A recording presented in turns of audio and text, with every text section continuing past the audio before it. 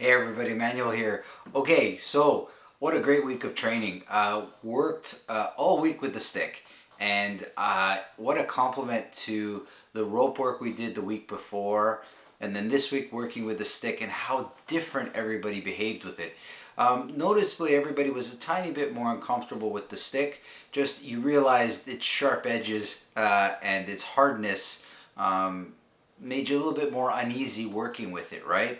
Now, a couple of big takeaways with the stick that I want to make sure everyone hears and works with. So the sticks that I have at the club, they're you can buy them. They're all purchased from Home Depot. They're just like the biggest dowel that they sell there. I believe it's less than $10. And honestly, the sticks that I have at the club, I've probably had since the very beginning. So most of them are 20 years old. They've lasted. So pick yourself up a few. I would cut one in half so that you have two, like the short sticks, and then you have one long one. They're always going to be great for not just for martial art training, but they're a wonderful tool. And I showed a lot of you how to massage with them, how to stretch with them, how to even do some strength training with the dowels as well. So they should be a part of your kind of home practice. Really good. And really, the more you train with the stick, the more potential you have with it, the more comfortable you become, and then the further you'll understand it. Okay, now the big ways of moving with the stick. First, you need to study just moving the stick. So from a static position, moving it kind of in your hands, and then once you start to see that, so whether it's in front of you, beside you, or even behind you, just with your hands, right? Then you would incorporate moving the stick and then your body as well. So you have body movements as well as stick movements. But first, just try to get comfortable moving a stick in your hands. I don't know if you've ever watched drummers, like musical drummers.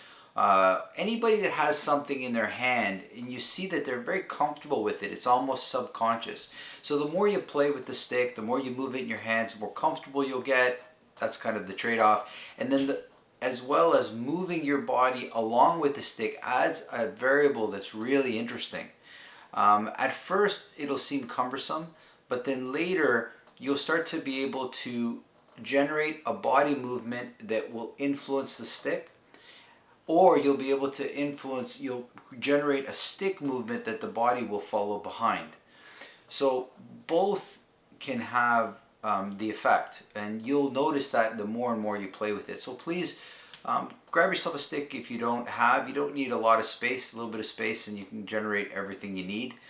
And just get it in your hands more. And when you think about the week's training that we did, try to just pick a few different things, add them to your personal training, and that leads to the next topic, personal training. So personal training for me is the things that I picked up in class, and I try to, I always try to pick up one or two things when I'm training that I bring into my personal practice. I really enjoyed them and I want to put them into my personal training practice. And that can be obviously part of my steady practice, daily practice would be breath training. So I do that every day, anywhere between 5 and 15 minutes, depending on the time I have and the feeling. There is obviously physical. Well, I'm training at the club every day, so that's part of it. But that's not my personal training. My personal training is the stuff I do outside the gym. So outside, the stuff that I do on my own, just for me, for nobody else, the things that I liked in training that I would like to hone or develop. So, and each one of you is going to have your own, right? And so your personal training, things you do at home, can be something very simple as holding a push-up for a minute, holding a squat for a minute, holding a leg raise for a minute, holding a body raise for a minute. And that's it, 5 minutes. And then maybe a couple of minutes of breathing. Your personal practice can be so many things, but the fact that you put it aside is what's powerful about that. And for my personal practice, it's always evolving. Like there's different aspects to personal practice. A personal practice can be videos that you want to watch.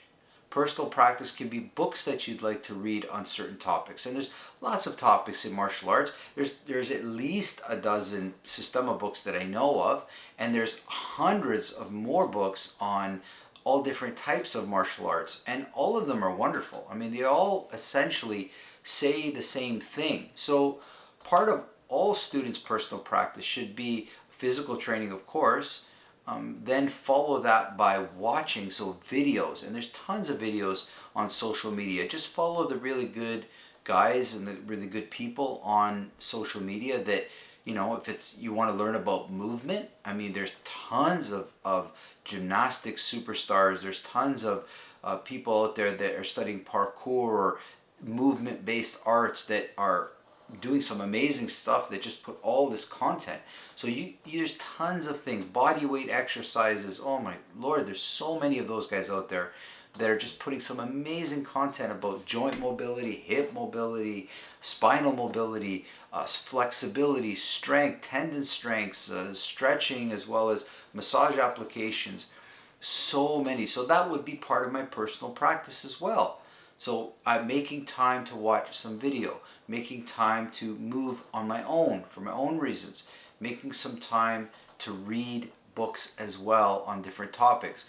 All of these things are part of your personal practice, and you might do different things on different days. Maybe on Monday you read about something interesting in martial arts, and maybe Tuesday you watch some video, and then Wednesday you do some physical training, or you might incorporate the whole thing throughout your day.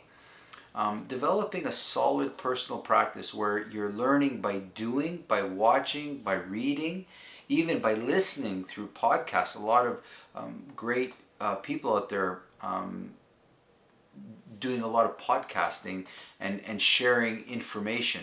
Now, you can actually get a little high on all the information. That's why I'm a big proponent of the balance of doing, listening, watching, reading, not just going into one aspect, but trying to look at the whole thing as together, really making up your personal practice. And it will help the training that you are doing at the Fight Club come so alive. It will come so alive with all of these things in place, because just coming to classes, you'll be missing a big part of the personal training. And I can only go back to my athletics career, where the amount of time I went to practice, like just going to my rugby practice in the mornings and evenings, is not enough.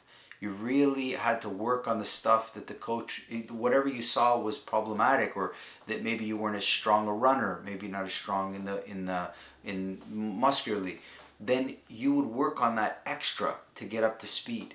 So in many cases, this is the thing. You're going to come to training, something you'll see maybe you're lacking or that you're really interested in, and that's what you go and put as part of your personal practice.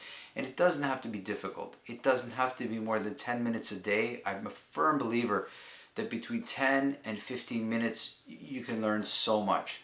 So please develop your own personal practice. If you're struggling with it, come talk to me. I'll help you and share with you some different things you can do. If you actually listen very closely to the classes afterwards, I usually give some hints about what you should be practicing, okay? I hope this helps, guys. I got a doozy planned next week, so don't miss next week's training. See you soon. Bye, everybody.